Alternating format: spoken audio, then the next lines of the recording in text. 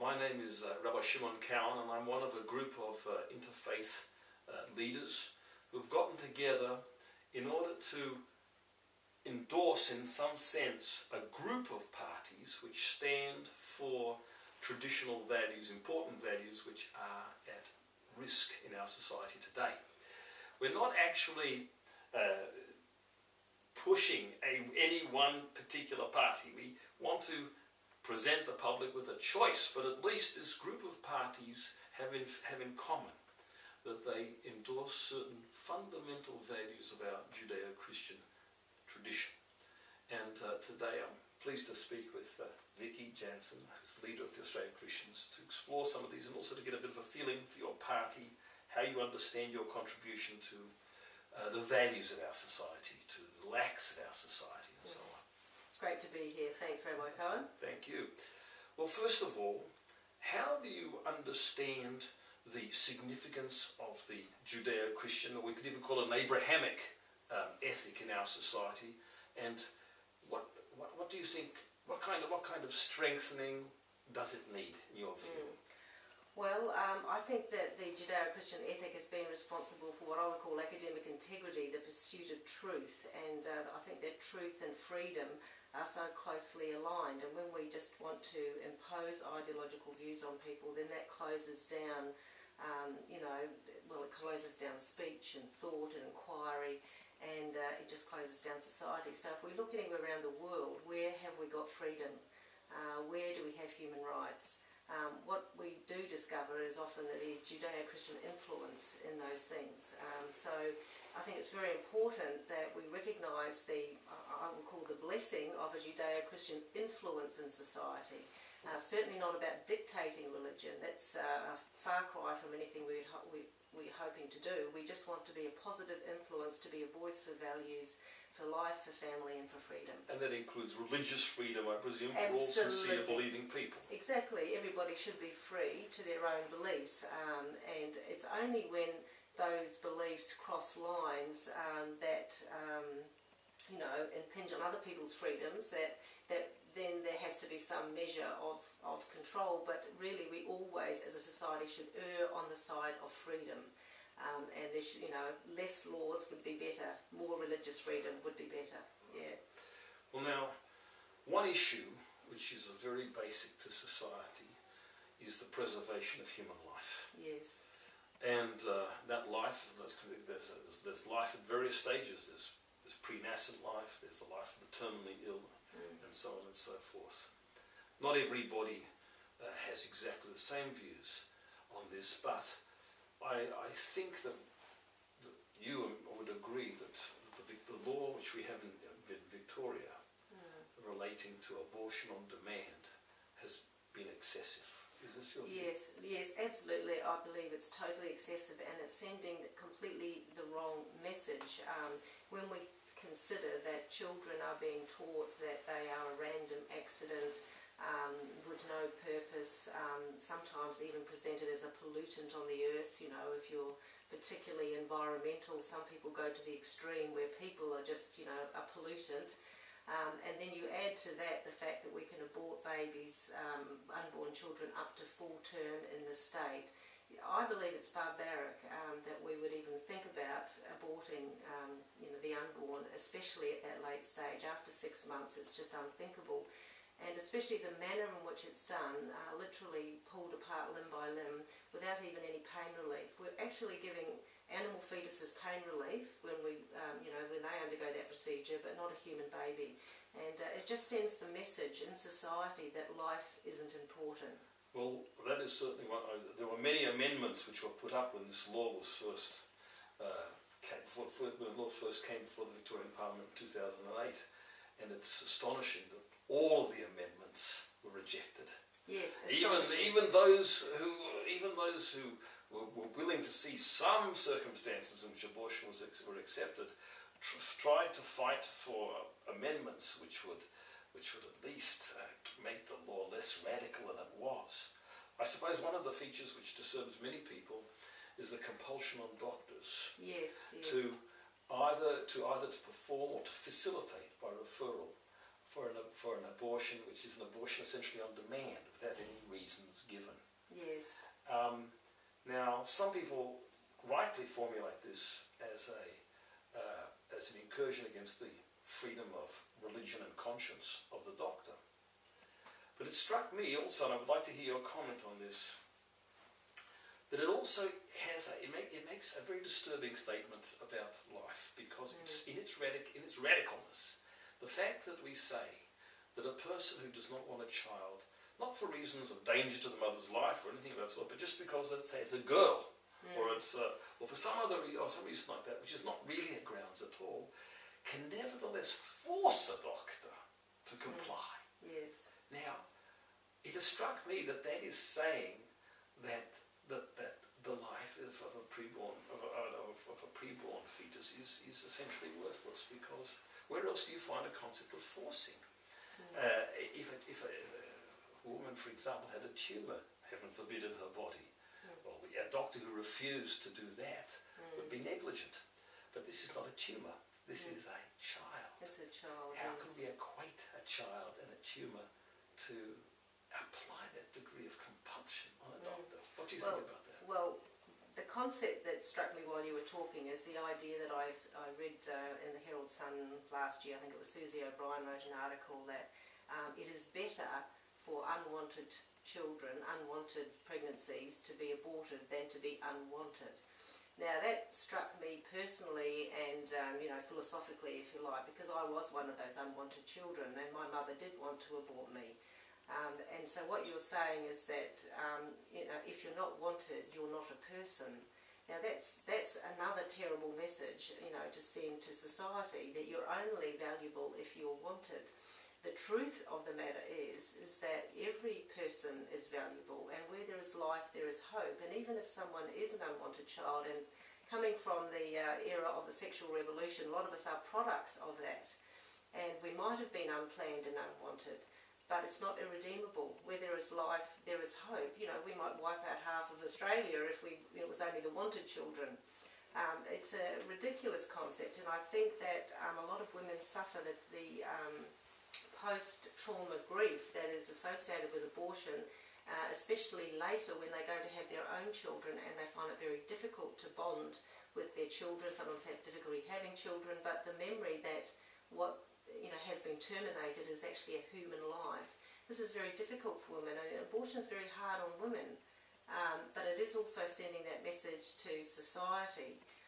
But to your question about the doctor and his conscience, it is unthinkable that you should have to participate in something that you find so abhorrent, and even other health professionals who, you could have a 6-month pregnant nurse who has to be involved in a process like this. That would be terrible.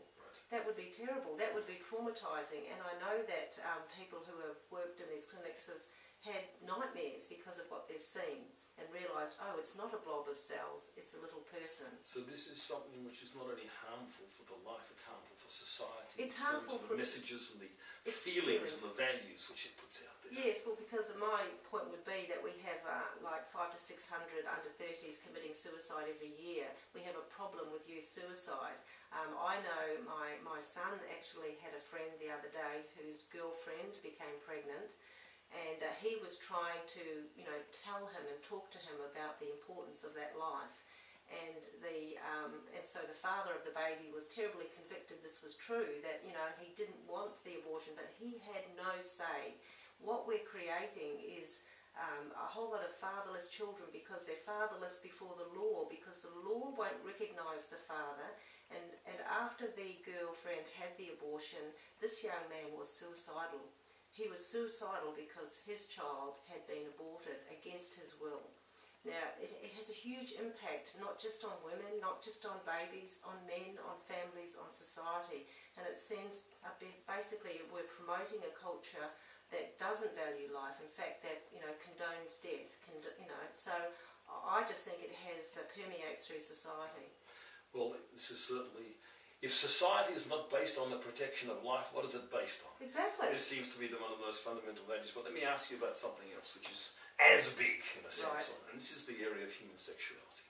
Yes. Now we know, I'm sure we all believe that every human being is created in the image of God, deserves respect and care. Nevertheless, most people, certainly coming from the Judeo-Christian, the Abrahamic faith traditions know that there's a norm of marriage, which is that of man and woman.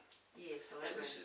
this is something which is, it's sort of a historical reality, it's a spiritual reality, and so on. It's a biological reality. And biology, it has to do with human identity. Mm. Well, now, we see a situation where, under the dubious pretext of stopping the bullying of homosexually inclined children, and of course nobody wants anybody to be bullied on any grounds whatsoever, and it shouldn't be, shouldn't have it.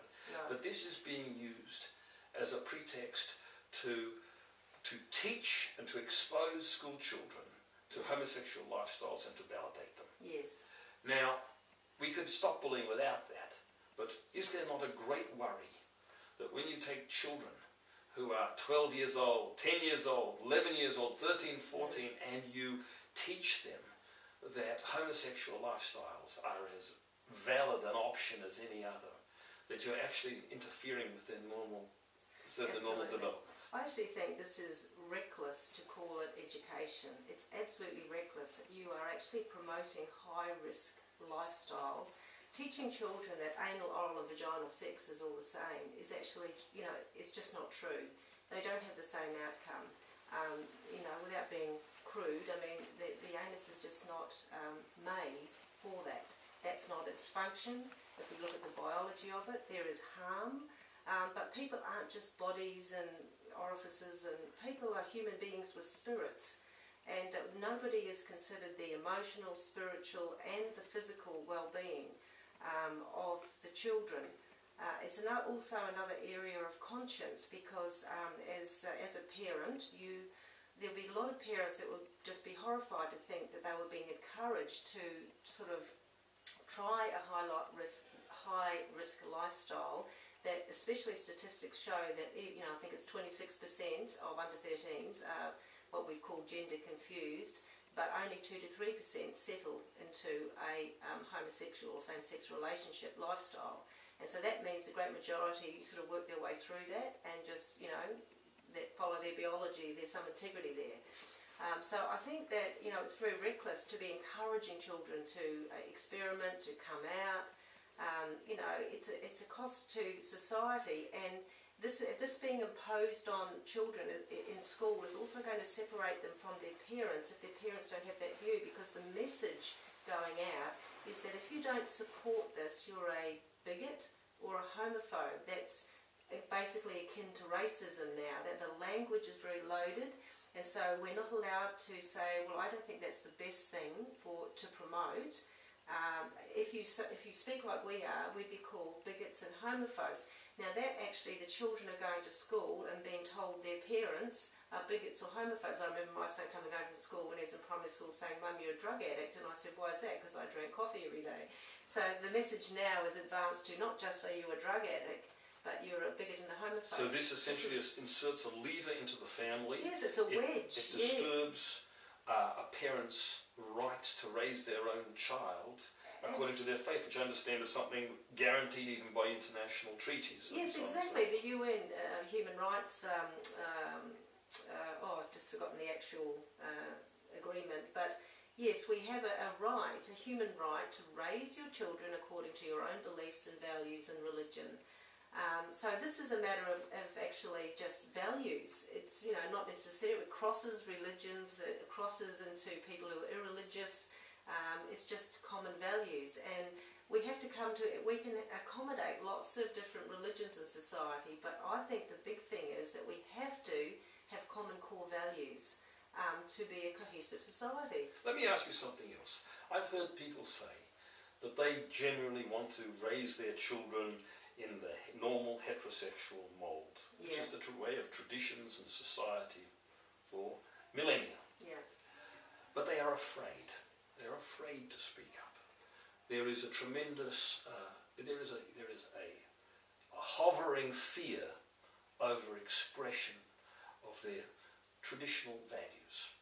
What do you think can be done about shaking off this intimidation which exists in our society, about people expressing what they truly feel and believe? Well, I think there's two issues. One of them is courage and one of them is decency.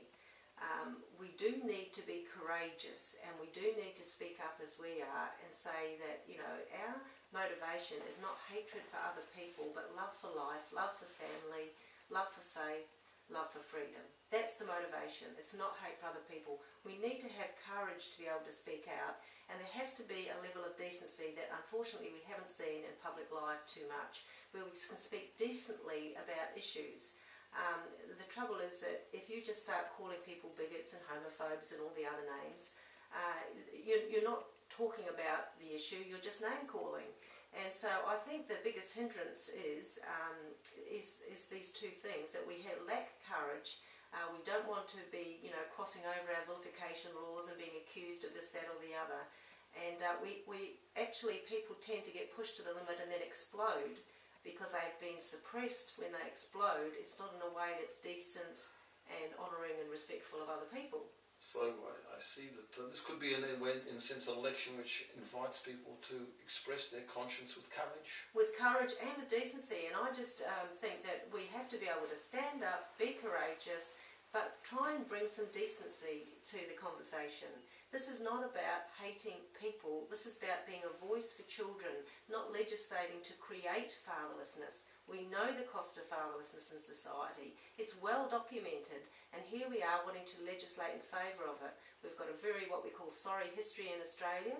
We've had public apology from then Prime Minister Kevin Rudd saying that we were sorry that certain individuals didn't get the opportunity to have a mum and a dad.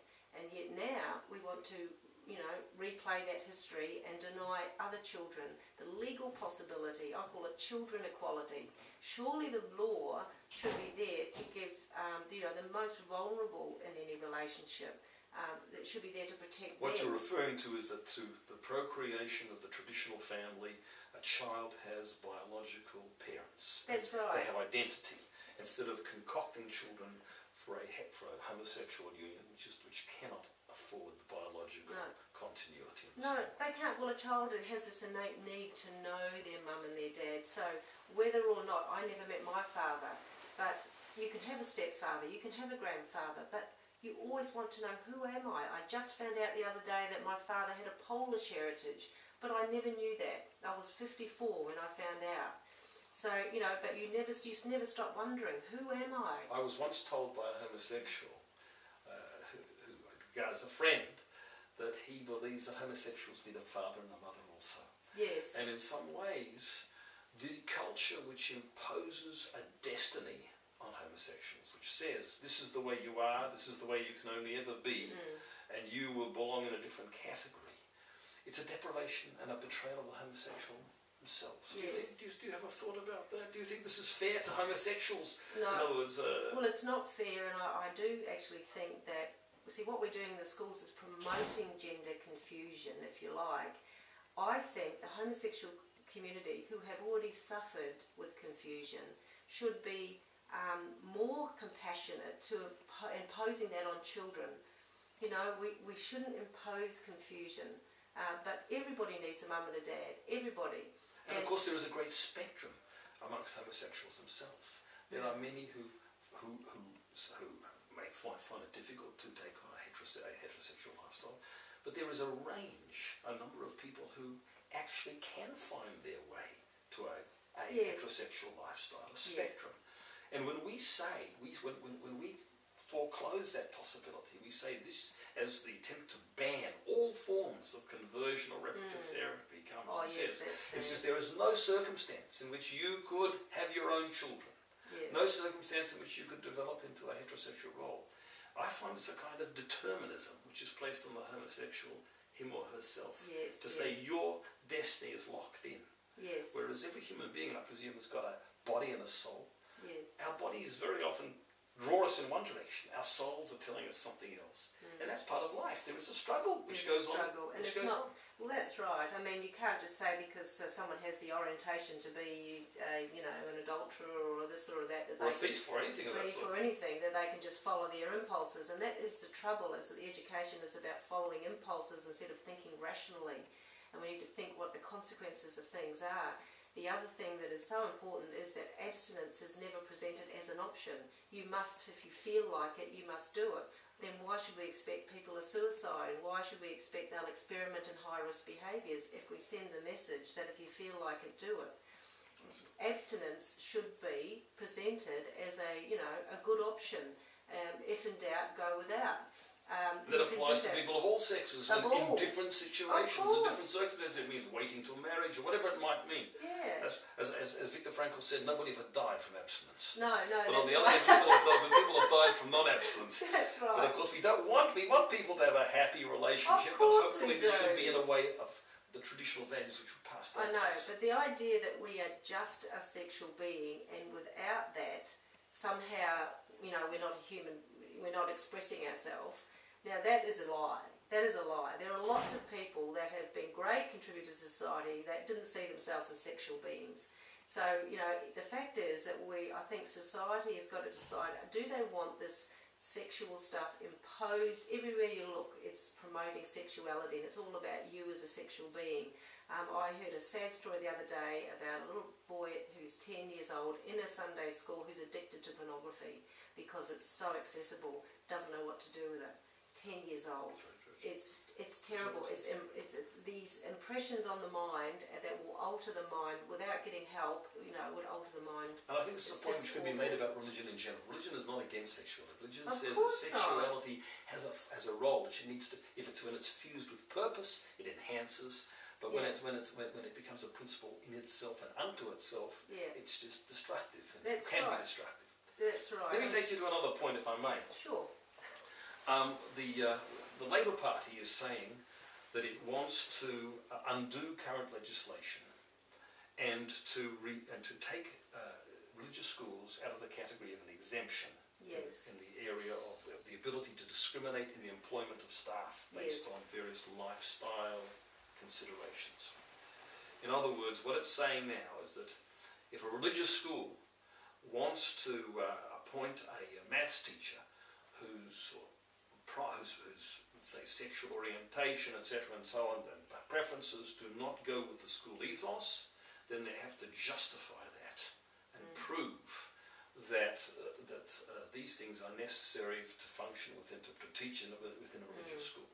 The onus is placed on the religious school to justify to a secular tribunal why they are choosing staff with certain characteristics. Whether it affirms the school ethos or doesn't contradict the school ethos.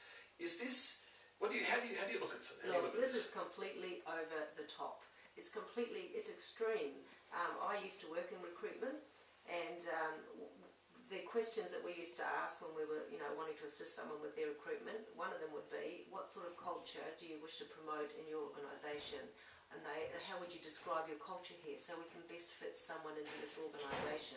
That was one of the questions. We want to, get the feel for your culture and get somebody who's a good match, because that will be making it a cohesive, happy workplace for everybody. So it's quite normal to recruit someone who will fit your organisational culture. So therefore, a faith culture, why should they be exempted from that privilege? Why should employers not be able to employ who they want to employ? It's a complete overreach into the personal lives of people, the private lives of people, private organisations, and even public organisations. It's ridiculous. Well, I'm sure one thing is for certain, and that is that political parties and officers are allowed to select their personnel based on compatibility. Well, nobody ever opposed that. No, well, I can't see the Labour Party hiring a Liberal secretary, can you? No, I can't. Final question, and that is with regard to the availability of religious education in state schools for those children who want it. Now, I think, so far as I know, only the Greens oppose it outright. But I've noticed that the new review of the national curriculum does recommend a restoration of the place of spirituality and values in education. Apparently, the Melbourne Declaration, which was a foundation document for all the states some years back, in 3 places mentions the importance of spirituality as a component of education.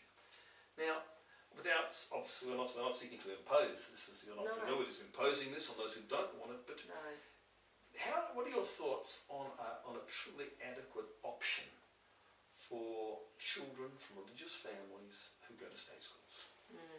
Look, I just think that we all are spiritual beings and we need to feed that spiritual aspect to our lives, and we have to fill it with something. And I just honestly believe that the offering that in schools to fill it with good, spiritual values. You can argue over whether a story is a story, a parable, or whatever, but there's meanings in stories. It's the way that we have communicated from, the beginning of time. People tell a story, get the meaning of the story, get the principle. It feeds the soul. There was a good, moral principle. Forgiveness works, or, there's a higher ground here. We can go for it.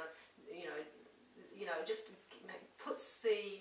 I'm thinking of the story of David and Bathsheba, was it? Bathsheba? And then was it Nathan who said, and that, and the guy who came and took the sheep, and that was you. And he tells a story to send a message. And you see, we all, children and adults alike, can get the message. We can get big concepts early in life about the way we treat other people, about honesty, integrity, forgiveness, and all these important things that build character. We can get them from, in this case, biblical stories.